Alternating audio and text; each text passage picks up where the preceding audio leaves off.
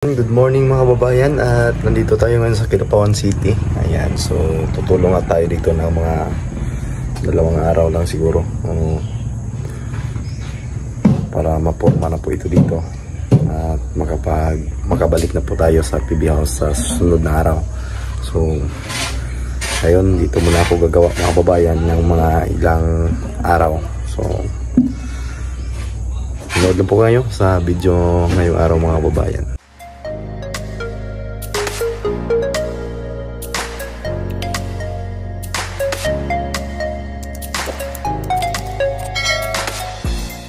Ayan, magandang tanghali mga kababayan. Ito na po yung nangyayari sa ating project dito sa Kidapawan City.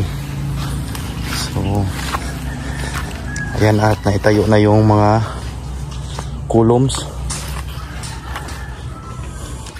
So natapos na po lahat yung mga columns mga kababayan na itayo. So ready na po para sa piling ng CHB at na sukaluhan na din. So ayan yung mga sukalo, at napakaganda dito kasi yung lupa ay hindi masyado matigas. So yung septic tank, ayan, bago ko lang po natapos yung, ako na lang po yung nagpapatuloy na tumapos dito, kasi yun ito, si Uncle John po yung gumawa nito. 3 division po, at kasi 2 CR po ito dito, kaya yung septic natin ay medyo malaki.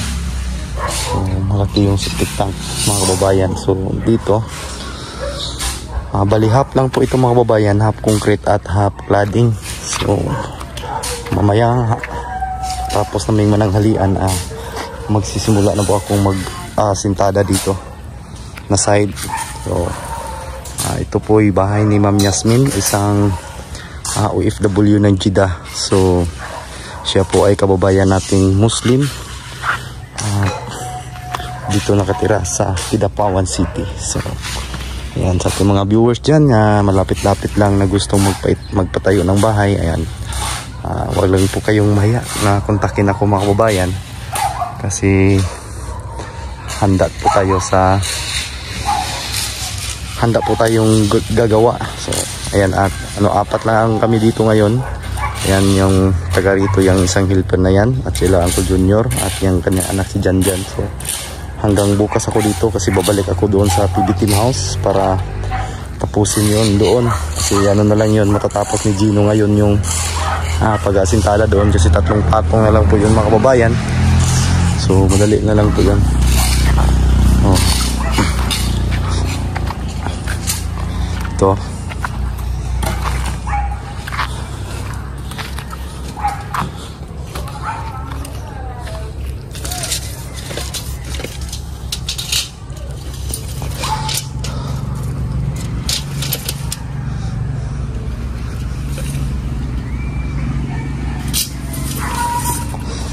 Ito po yung magiging tiris-tiris ng bahay.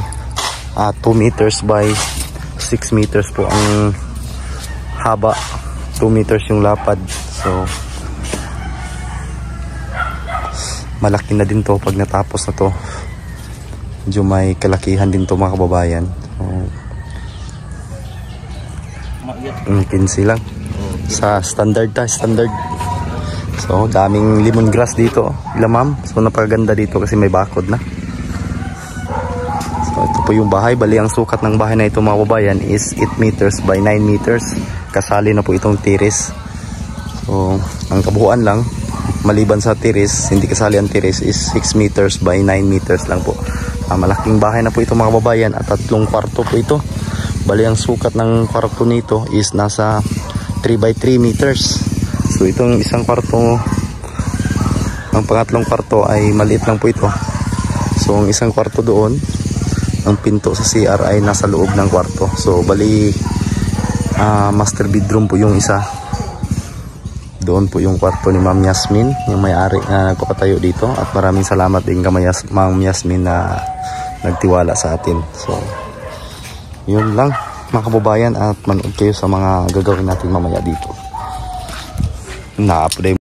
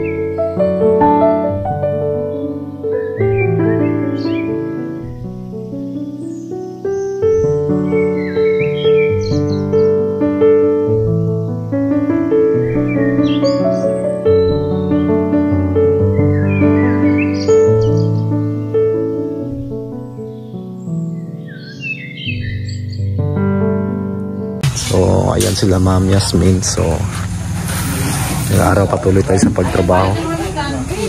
So naghahalo na. Yung natapos ko kahapon mga babayan, nabutan kami ng ulan. So ayan o,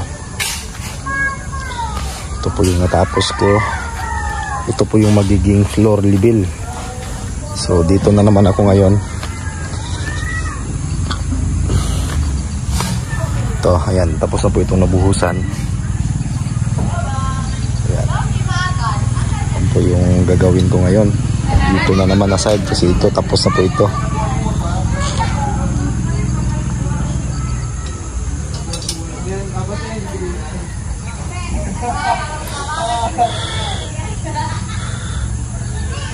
Palibot, sana matapos natin to dito ngayon, palibot.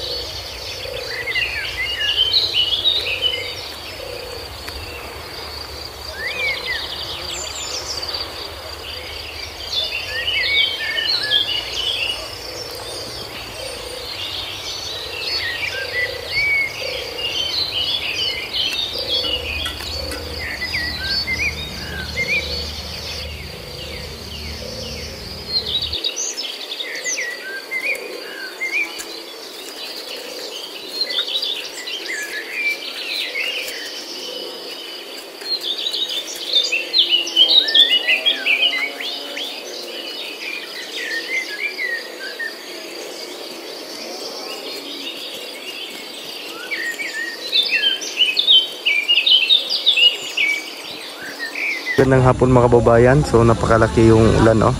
So yan po yung natapos ko sa loob ng 2 araw. Ayan. So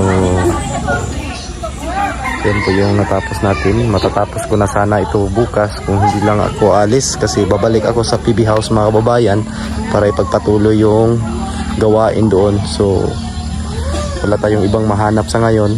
Baka sa susunod na linggo may mahanap tayong skill para matulungan tayo dito para mas mabilis yung paggawa, kasi ayan o, nasa mga 300 plus yata to, nasa hollow blocks.